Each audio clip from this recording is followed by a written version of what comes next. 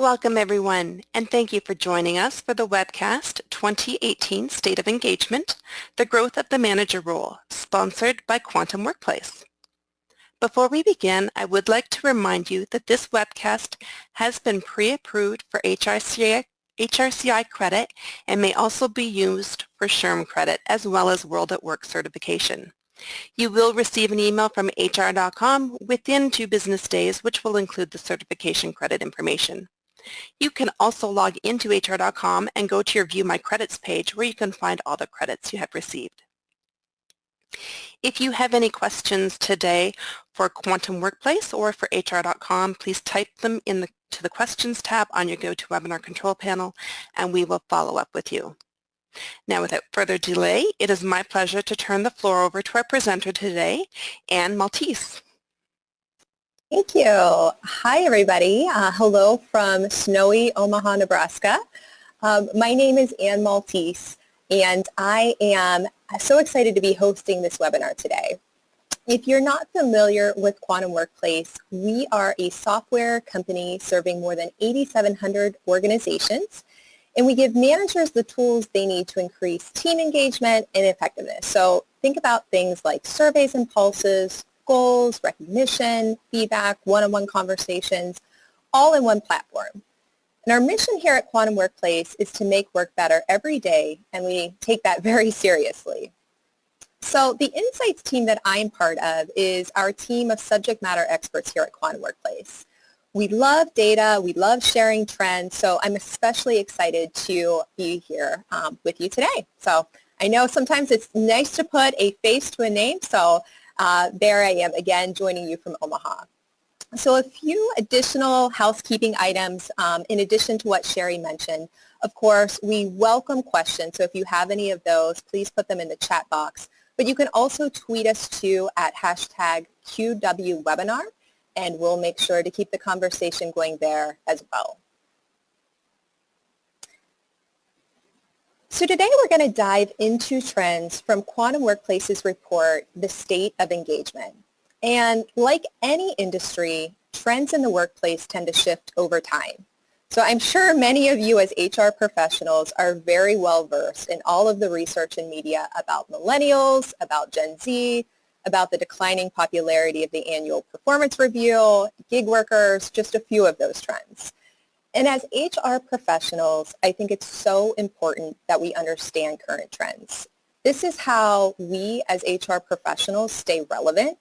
It's how we make sure we're setting our organizations up for success in the future. And it also just kind of helps keep our jobs exciting as change occurs over time. Hopefully you feel that way. So today, I'm specifically going to focus on engagement in 2018, especially the growing role managers play in employee engagement. So if you are curious about what other organizations are considering a people priority in 2018, how they are approaching employee engagement, and how they are leveraging managers, then this webinar hopefully will be very relevant for you. And I'll also share more information at the end of today's webinar about this report so that you would be able to access it and learn even more beyond what we covered today. So let's dive into the research that generated some of the data and trends we'll cover today. So in October of 2017, Quantum Workplace polled 450 organizations. We wanted to know more about those organizations' views on employee engagement, who they feel is responsible for engagement, what engagement tools they're using to promote the best results. So as I go through our findings today, I want to make sure I'm really emphasizing how this research impacts you, how it impacts your organization, ultimately how you can be thinking about this to be set up for success. So we'll try to make sure that it's very relevant, and again, if you have questions, feel free to let me know. So let's go ahead and start to dive into the research. So one of the broadest questions we asked the organizations we surveyed is, what are HR's top priorities in 2018? So I'll give you a minute to digest the information on this slide. And as you're looking at it, I would encourage you to think about, does your organization have the same priorities? Or any of your priorities different from what you're seeing here? So again, feel free to tweet us at #QWWebinar or chat us with your thoughts or questions using the chat feature in GoToMeeting. So as I was looking at these results, the number one priority, attracting top talent, did not surprise me. This is something we hear all the time from organizations we partner with.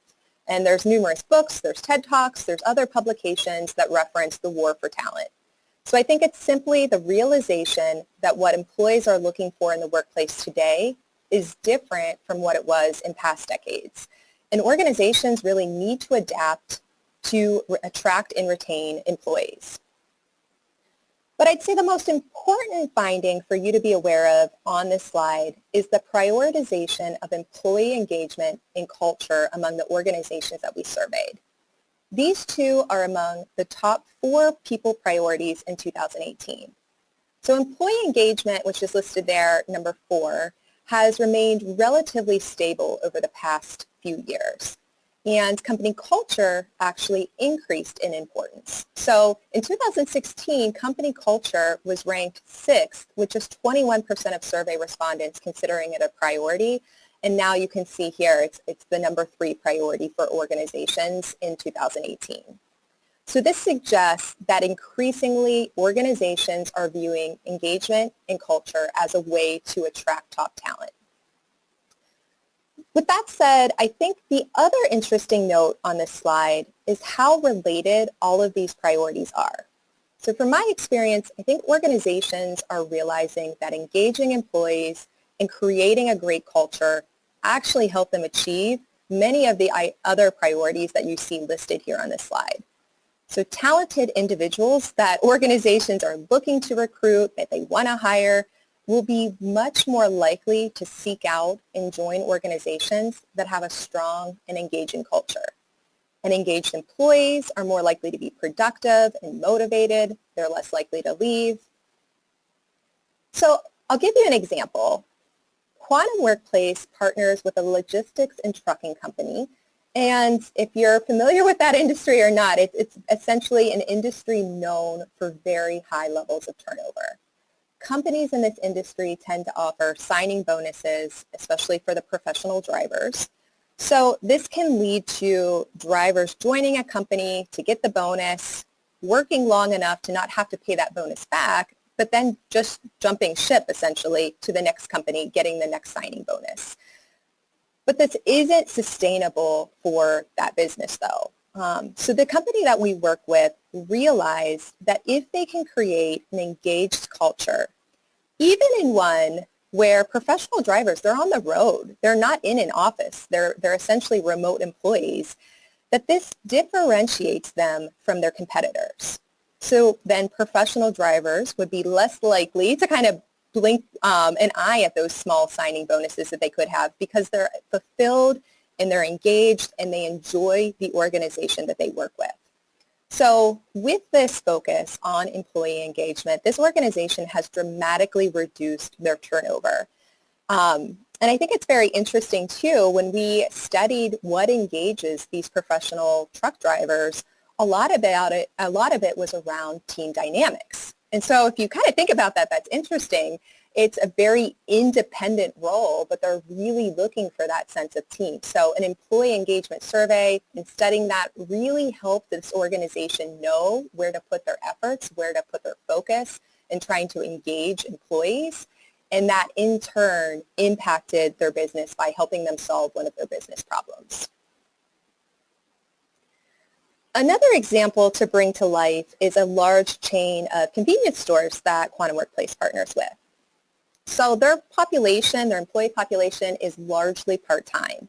Employees don't necessarily accept a job there thinking it's going to end up being a long-term career. But this organization is smart enough to realize that these employees have a huge impact on their customers. If they can engage these employees, engaged employees are more likely to deliver a fantastic customer experience. So customers will be more loyal, they'll promote their business, they'll spend more money potentially at their business. And beyond that, engaged employees may actually think about long-term employment if they see development and growth potential there. So Maybe they join as a part-time employee, but could they become someone in a management role, in a field leadership role, or a corporate role? So again, it's another example of an organization really thinking more holistically, and even there thinking about how are we making our business more successful through the lens of employee engagement. So today, organizations know that engagement and culture not only help them attract top talent, but that top talent actually helps the organization become stronger in the future. So, knowing that increasing employee engagement is among the top people priorities in 2018, we wanted to understand more. So, we asked organizations when we were doing this research about their approach to employee engagement. We wanted to know, is employee engagement an ongoing strategic initiative? Is it a project that the organization maybe focuses on for a few months out of every year? Is it a survey that's administered with maybe little to no follow-up, or is it just ignored? So what we found in this research is that engagement is more and more an ongoing initiative. So in 2015, when we asked this question, a little over half of respondents viewed engagement this way. Little over half viewed it as an ongoing strategic initiative, whereas now over 61% of organizations do. And probably most of you are familiar with employee engagement. I know I've used that term already quite a few times in this webinar, but just to be on the safe side, I'll kind of give a definition. At Quantum Workplace, we define employee engagement as the state of the mental and emotional connection an employee has with their work, their team, and their organization. So that definition I gave you is essentially a noun. So if you think back to grade school grammar classes, we're really defining a thing. It's a noun. It's a feeling. And that's essentially what an employee engagement survey measures, that definition of employee engagement as a noun. But employee engagement, specifically engaging employees, is also a verb or an action. Engaging employees means things like creating clear expectations and goals, providing regular feedback on employees' performance, communicating effectively, appreciating employees' values. So those are just a few examples of really engagement as a verb. And I think sometimes too much emphasis is placed on a survey that measures employee engagement, or that noun definition. Now, don't get me wrong, I think employee engagement surveys are incredibly valuable. But if pizza parties that kind of promote participation is really the only action that happens in your employee engagement initiative, it's probably unlikely that you'll actually move the needle on increasing employee engagement. The real effort, what is going to make or break employee engagement in your organization, is what happens every single day, not just the 2 weeks when the survey takes place. So with all of that said, I know I got on a little bit of a soapbox there. I'm personally thrilled to see that engagement is increasingly an ongoing initiative in our research findings. It is more than a survey. Engagement isn't just a score, and it shouldn't be something that's on the chopping block if HR's budget is cut. So maybe instead of seeing it as how do we engage employees, you can think more about it as it's how we operate, it's how we behave. So I think this mentality really helps everyone in the organization feel ownership and responsibility for employee engagement. And then we understand that the survey is simply when we're collecting feedback to help teams understand what behaviors or operations may need tweaked. So with all of that said, the title of today's webinar is about the growth of the manager role. Now we'll talk more about the manager throughout the webinar, but for now, can you truly picture driving employee engagement in the way that I just described it, without relying on your managers? Can you truly picture employees having clear expectations, understanding their goals, receiving performance feedback, and feeling recognized for their efforts without leveraging your managers? Now, that isn't to say there aren't challenges with managers. We sometimes hear from organizations that managers don't have enough time to devote to increasing employee engagement. Maybe we think that they need a lot of coaching, employee engagement might feel foreign to them, or maybe they're just not bought in enough to care. But those challenges are really what we need to solve for in order to be successful in the future. So let's switch gears a little bit. So far, we've established that organizations are prioritizing engagement and culture, especially as a way to attract top talent. We've also confirmed that engagement is increasingly an ongoing initiative. So let's talk a little bit about the tools that organizations are using to drive culture and increase engagement. Again, based off of the 450 organizations we polled, we asked what employee engagement tools are being used the most. So I'll give you a few seconds to look at this. Quite frankly, I had a cynical laugh when I saw the #1 tool listed there, an exit survey. Now, don't get me wrong, I'm a data geek, so I love any type of survey data, including exit surveys. I do find it interesting, if not a little ironic and sad, that the most common engagement tool occurs when an employee is leaving you. Maybe if some of these other tools were used a little bit more, those exit surveys could be used a little bit less. So you're all on mute, so I'm sure you're laughing in your own offices at that very bad joke. So I'm not surprised to see an annual or biannual employee engagement survey listed. Pulse surveys, I feel like, were a really hot topic, especially in recent years, and they still have a valuable purpose. We at Quantum Workplace work with a lot of organizations in helping them launch pulse surveys. But our research at Quantum Workplace finds that a consistent annual employee engagement survey actually yields stronger, quicker progress in improving engagement than a different frequency. Now, again, it's not just about the survey, it's about the action taken from the survey, but we find that that cadence, that regular consistency, having an annual way to share feedback, keeps employee engagement a priority in organizations. But let's talk about which tech tools from that list that we just saw became more of a priority in the past year. So the top 3 tools increasing in importance are goal setting and tracking tools, onboarding or new hire surveys or interviews, a one-on-one conversation tool, and then on the flip side, what are the tools that are decreasing in importance for the organizations that we studied? Pulse surveys, feedback software, so here think 360 surveys, and employee recognition or appreciation software. Now, kind of going back to the top of the list here, the increasing tools, especially goal setting and one-on-one conversations.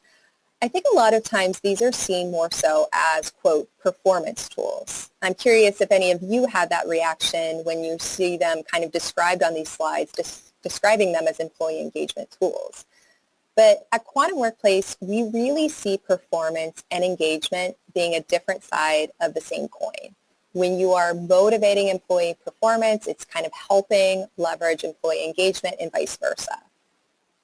If we revisit the earlier trend about employee engagement increasingly being a year-round initiative for organizations, and the point that I made about employee engagement really being an action and a verb and not just that noun definition, consider how a goals tool and a one-on-one tool can actually drive engagement.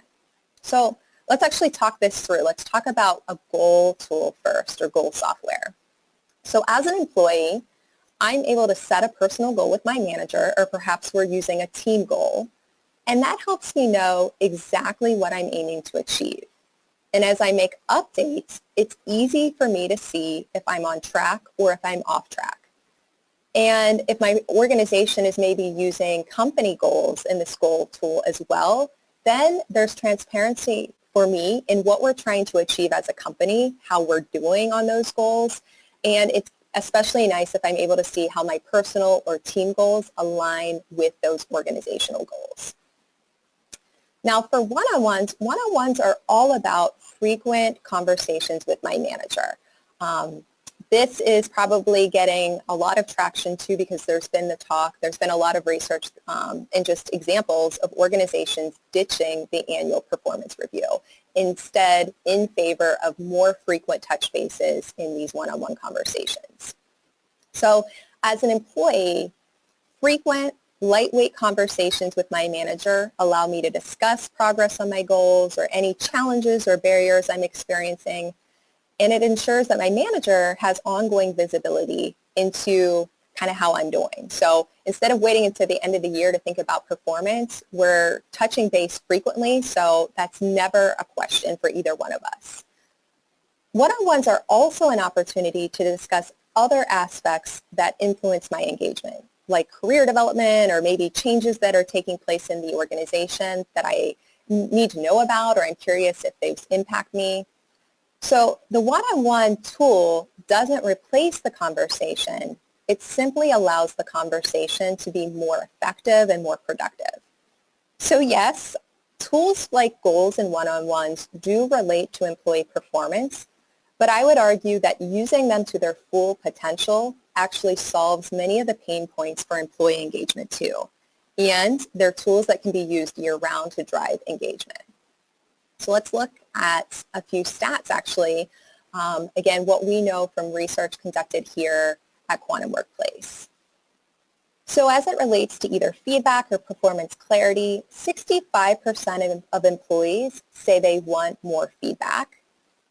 43% of highly engaged employees receive feedback at least once per week.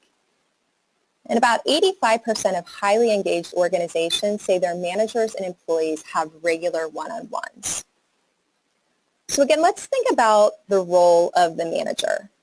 A few minutes ago, I mentioned the common challenges we often hear about managers in relation to employee engagement and trying to hold managers accountable for employee engagement is that they don't have enough time or they're not bought in. And if you think about a common approach that's often taken after employee engagement surveys, it's action planning. Now, I'm not going to tear apart the approach to action planning. I think it actually has some merit. Steps like sharing results with your team and creating a plan for improvement, that helps build habits in the organization. But we also know that sometimes that approach, that action planning approach, can feel either time-consuming or it can feel foreign to managers. It almost sometimes feels like you're calling time out on your regular job duties to go talk about engagement. But instead, research shows that more organizations are relying on tools like one-on-ones and goals, and those are actually the tools being used to drive engagement at that team level between the manager and the team or the manager and employees. So it can be used in addition to action planning or instead of action planning, but these tools are things that managers need to really be doing anyway. And when they're done well, when the tools are very effective, they're actually helping drive engagement and solve for some of the pain points that we're aware of.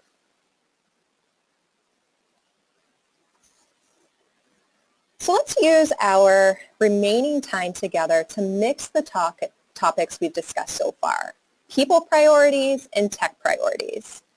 So we asked the organizations we polled who is responsible for various aspects of employee engagement.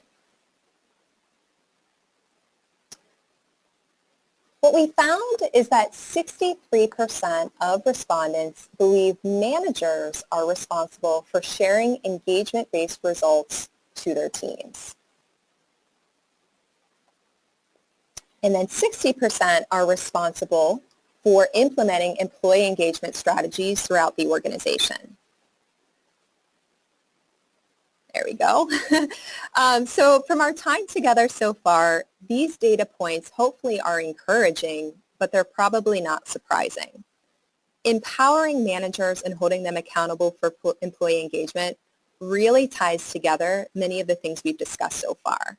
Increasing engagement is a top priority for organizations. Engagement is increasingly a year-round initiative. Technology that is being used, like one-on-ones and goal setting or goal tracking, are needing to to drive the process, and they're creating a culture of engagement in their team year-round. So organizations are using tools really to invest in their teams, to invest in their employees, and all of these tools, all of these behaviors really need the manager. But the final thing that we asked organizations is who plays a role in developing the employee engagement strategies at your organization. And the interesting thing here is that respondents believe HR, execs and directors, and managers play a relatively equal part in developing the strategies. So it kind of does seem peculiar that we realize that managers are responsible for sharing results and implementing engagement strategies, but we're less likely to empower them to develop engagement strategies. So some of you may agree with this. I wish we would have maybe created a poll to find out. You can still tweet us. But with all of the knowledge that we've shared today, all of the research and the discussion we've had, we do want to challenge a different way of approaching this. So as you're thinking about how in our organization do we develop an employee engagement strategy, what role should managers play? So we're curious, should managers be more involved in the HR tech decision process? Or better yet, should HR technology be geared toward the manager?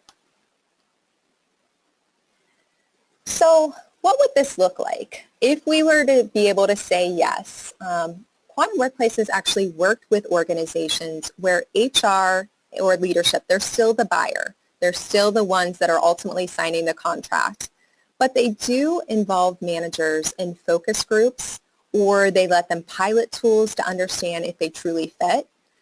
Now, I've mentioned that personally, just with my background and what I enjoy doing, I'm kind of a data geek. I've said that a few times. So when I would be looking at engagement tools or HR tools, what I am looking for is different from what a manager is looking for. I'd probably be looking for a lot of bells and whistles. I would probably be looking for a lot of views into data. A lot of HR folks would. Probably many of you attending today are nodding your heads. But when I put my manager hat on, what I need is a little bit different. I'm probably looking for tools that are easy for me to use and are simple for me to use. And as a manager, I would love it if the tools could integrate into my everyday tasks. So I don't want to have to log into multiple systems to check my engagement results or to track goals or to launch one-on-ones. That's kind of annoying and just time-consuming for me to have a lot of different kind of systems that I'm using. So better yet, if these could be integrated into my world or even into Outlook and Slack or wherever else I'm spending the time, the more likely I am to be using the tools that this organization is investing in.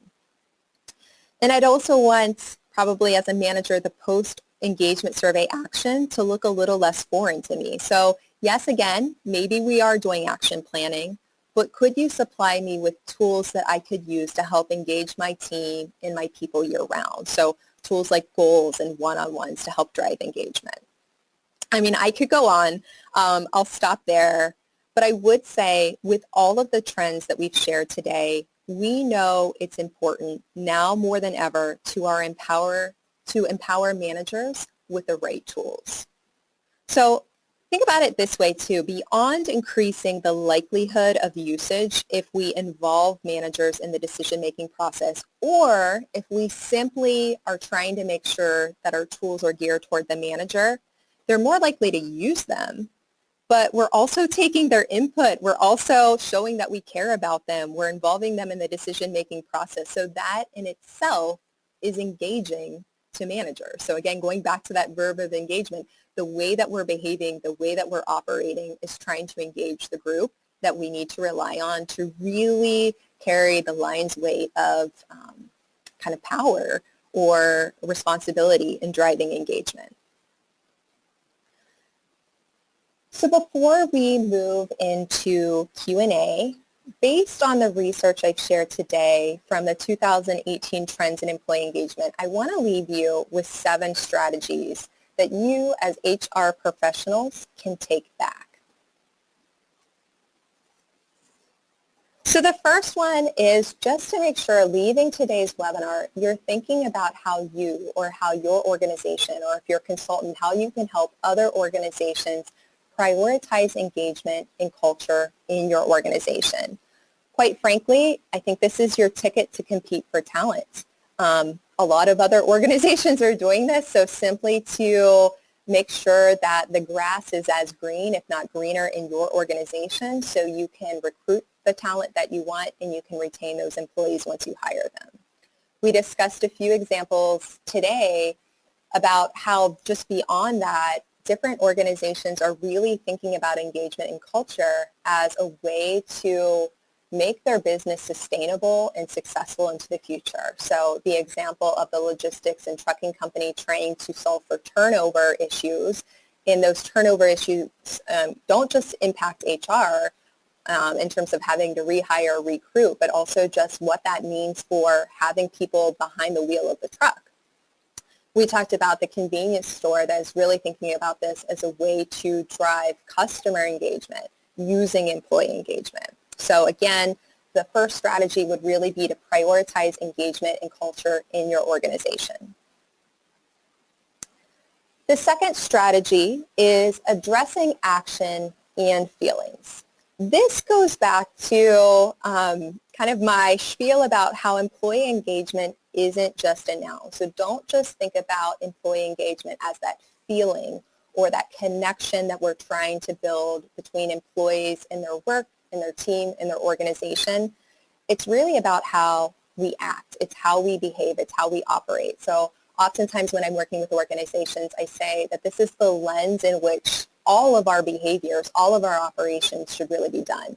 So we can do kind of that checkpoint, is this engaging? Is this engaging our employees? Third, in order really for 1 and 2 to happen, we also need to make sure that we're making employee engagement an ongoing initiative. So it's not just a survey, we're not overemphasizing the survey, but we're really thinking about how we can be engaging people each and every day. And there will be obstacles. Depending on what your organization looks like, whether it's managers' time, whether it's buy-in of your managers, or sometimes buy-in of leadership, there are obstacles, and we need to be thinking about how to address them. So whether it's the way that employee engagement is positioned, who is taking ownership for it, the tools that we're using, really getting at the root of what those obstacles are. So it's not just an excuse about why we can't take action here, but how we can be more successful. Strategy number 5 that I would suggest for you is just making sure you're investing in tools that organizations are making common. Now, it's not about necessarily jumping on the trends, but it's about jumping on the trends that make sense.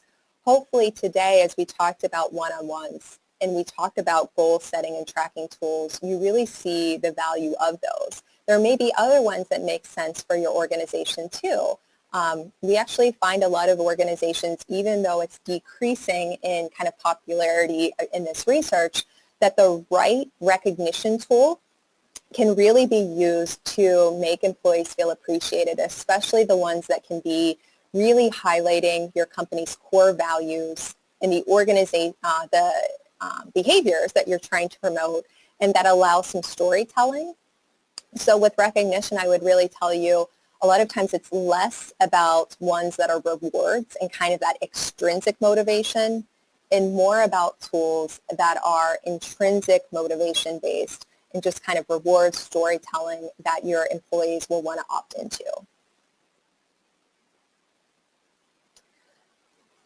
But with all of the tools that might be at your fingertips, or all of the tools that kind of might be on this big HR buffet of options here, we would also really encourage you to look for an all-in-one strategy. This is a strategy that we would suggest to organizations. It's one of the ways that you make it easy for managers. So instead of having to log in separately to look at my employee engagement results and separately to use another tool, really try to find a solution for you where it does seem simple and it does seem kind of holistic for the organization and the managers and users that will be using those tools. And then finally, give managers more responsibility. So I know that's sometimes hard. As HR professionals, we do need to play a role in employee engagement. We do need to play a big role in the organization. But what that role is, I would challenge you to think about. Is it about making sure that we're equipping managers with the right tools? We're providing them maybe with coaching or education they need, but we're not owning employee engagement. I think when I see organizations where it's kind of an HR initiative, again, that's where organizations are most likely to have their budget cut, and then suddenly employee engagement, which really means the survey, goes away, and now there's no focus there any longer. So you'll really find more success when you understand that employee engagement is built and driven and sustained at that team level, and we absolutely need to rely on our managers in order to create an engaged culture. So 7 strategies or 7 takeaways that you can leave this webinar to think about and discuss perhaps with your peers. You can find these strategies actually in more detail in our ebook. So we have an ebook about these 7 strategies. I would also tell you that quantumworkplace.com has a resource section where we have a lot of research articles, ebooks, webinars, or other resources that if you found today's webinar interesting, hopefully you'll check out some of our additional resources as well. And you can see the link to the 7 employee engagement strategies ebook in the bottom right of your screen there too, if you want very easy access to that. So let's open it up to questions. I know that I see a few questions, several questions coming in. So we definitely have time to cover those and make sure hopefully you're getting your answers covered today. So let's say first question, you mentioned manager buy-in with employee engagement, but how do you deal with leadership buy-in? So it looks like someone here that's kind of looking for a little bit of advice with leadership buy-in and employee engagement. And that is a great question. And that is, unfortunately, something that organizations struggle with. I would tell you that it's really about kind of getting to that root cause of why aren't they bought in. Is it because employee engagement feels like an HR initiative versus something that the entire organization owns? Or is it because maybe these leaders have been part of an organization in the past, or even that organization that has maybe put too much emphasis on the survey and no action was really taken place afterwards? So kind of understanding what the root cause is, but I would say once we can show the business impact of employee engagement using some of those case studies like I mentioned today, that's one way to tackle it if that's something that resonates with your leaders. I think it goes back again to whether HR maybe owns too much of employee engagement versus managers and leaders, so kind of shifting the responsibility and the accountability. And sometimes that just takes finding the right people in your organization that are good examples to showcase. So if we have a manager that gets it, that's doing it well, how can we spotlight that manager so everybody else in the organization can see, hey, this isn't that difficult, this isn't that foreign, and we actually have some people that can kind of show us how to do it internally. Great question.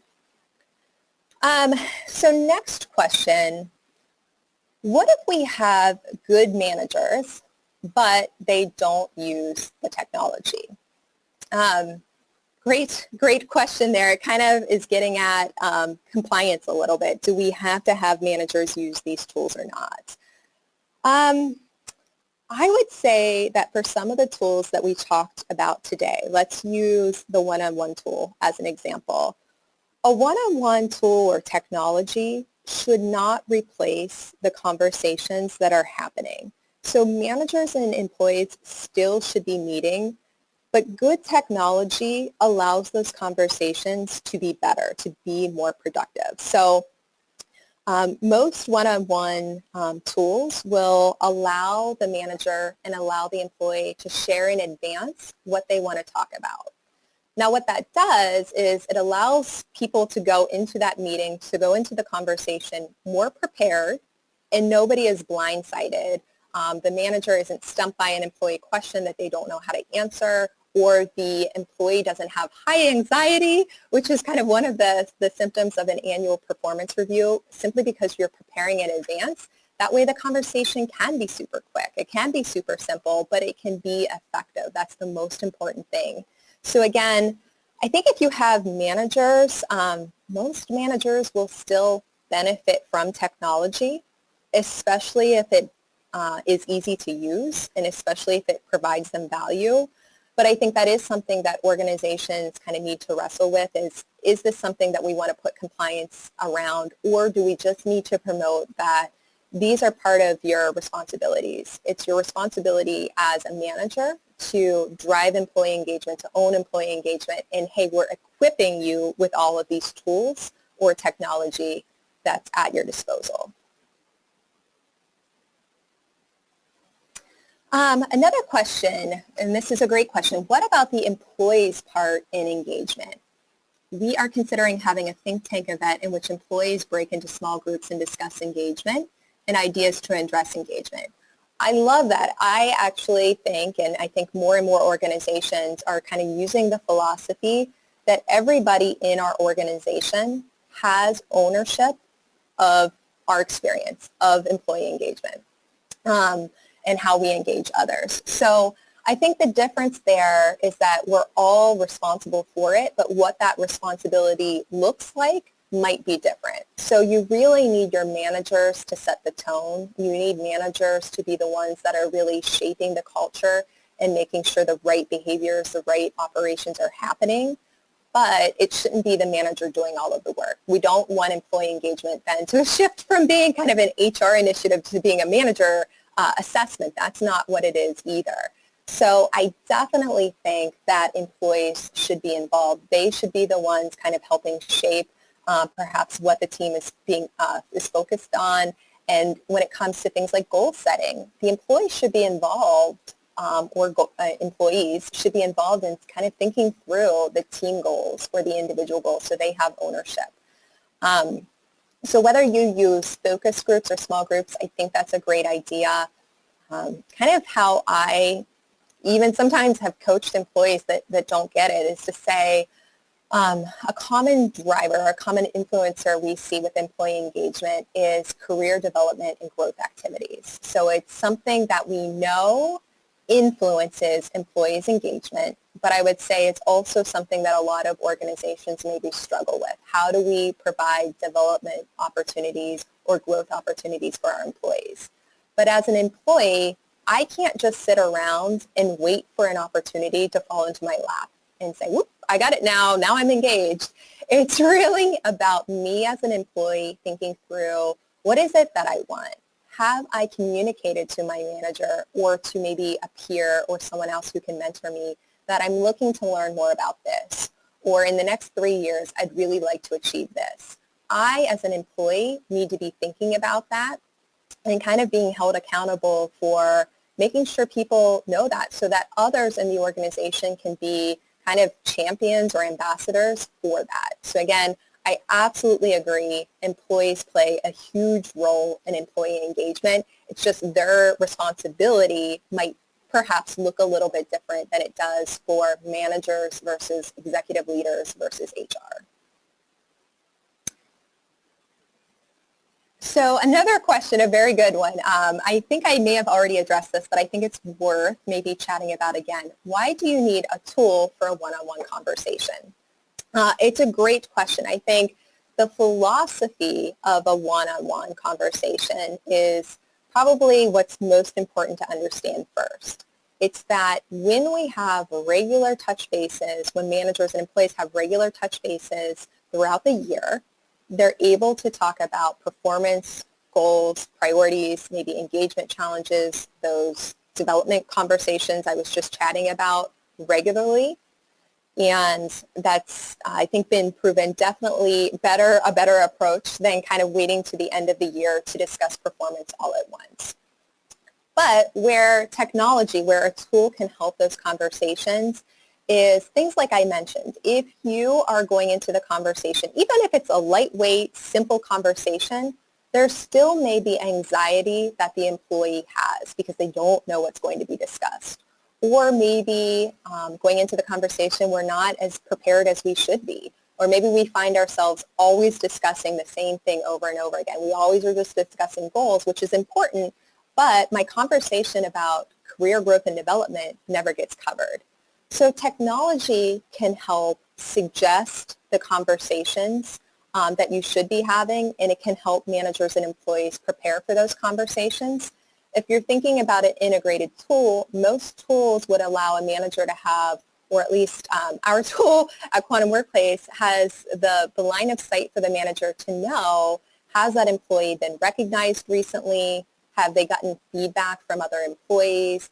How are they tracking on goals? And what did we discuss in our last one-on-one conversation? So again, I'm just going in as a manager being very more prepared, much more prepared than I would otherwise be. But again, it's not replacing the conversation. It's tools that can help more managers and more employees have more effective conversations. Let's see here, more questions.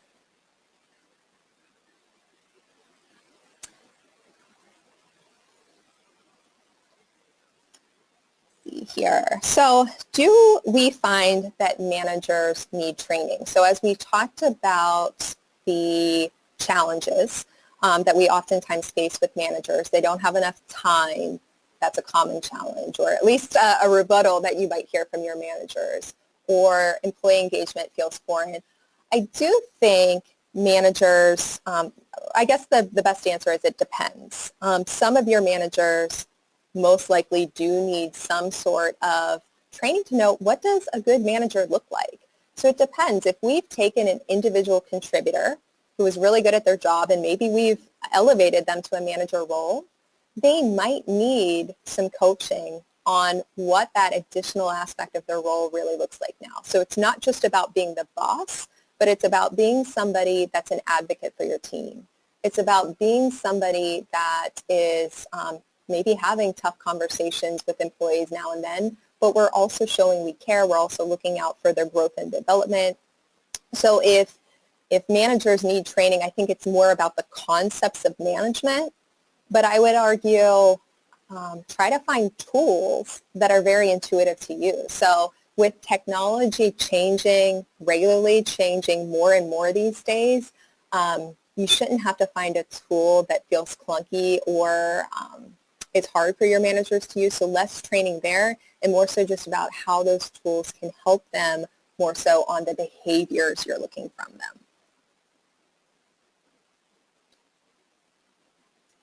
We have somebody here just saying our leadership is very fixated on the exit survey as a primary tool for engagement initiatives. More of a statement, but I think even though it's not a question, it's still worth addressing. I do think exit surveys can be very valuable. I think it's the design of the exit survey that I would encourage you to think about. If your exit survey is simply asking kind of softball questions of why are you leaving, employees don't want to burn bridges, or exiting employees sometimes want to burn every bridge. So a lot of times I think the concern with exit surveys is the information really truthful, but then what do we do with it? So as you're thinking about an exit survey, I would encourage you to think more about life cycle surveys. What are the questions that help us the most in our employee engagement survey? A lot of times with an employee engagement survey design, you'll know what the key or critical drivers of engagement are in your organization. So kind of the survey questions that matter the most to drive engagement in your organization. I would encourage organizations to include some of those driver questions in your exit survey, because then you're able to tie back employee engagement to turnover. What you'll most likely see, not always, but most likely, is that your departing employees, your exiting employees, will respond to those drivers less favorably than what you may have seen in employees that are staying with you in the employee engagement survey. So it kind of fuels the fire a little bit more around employee engagement, and an exit survey just isn't sitting in a silo. But then you can also be thinking about an onboarding survey too. So we have a lot of organizations more and more not thinking about their surveys as kind of individual data collection pieces, but more so, what is the experience we're trying to create? What does engagement ideally look like, and where do we stand? And then at 45 days, at 90 days, at 120 days, how do we do some onboarding surveys so we know if employees are coming in on the right track? How are we looking on our employee engagement survey so we know kind of what our strengths or our opportunities are? And then how does our exit survey really inform how we might need to tweak some of those earlier things that we covered in the other surveys? So hopefully that was helpful. I do like an exit survey. I'm not against them. I just think they need to be used in kind of as part of a more holistic strategy.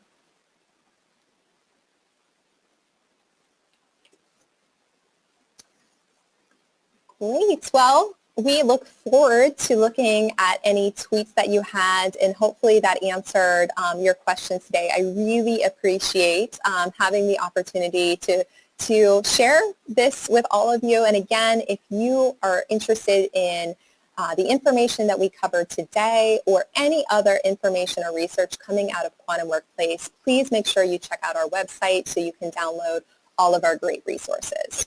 So Sherry, I will actually turn it back over to you. Excellent, Anne. I want to thank you so much and Quantum Workplace for presenting this very informative, engaging webcast for us today. It's very much appreciated, so thank you so much.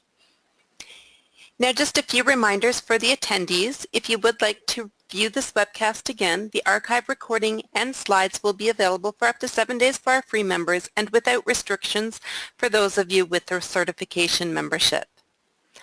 All webcast credits are stored in your HR.com account, and do watch for your HR.com email to arrive within 2 business days, which will also contain the certification credit information for you. Your feedback's very important to us, so please take a couple of moments to fill out the exit survey that will appear on your screen once this webcast has ended. This does conclude our webcast. Again, Anne, thank you so much, and everyone enjoy the rest of your day.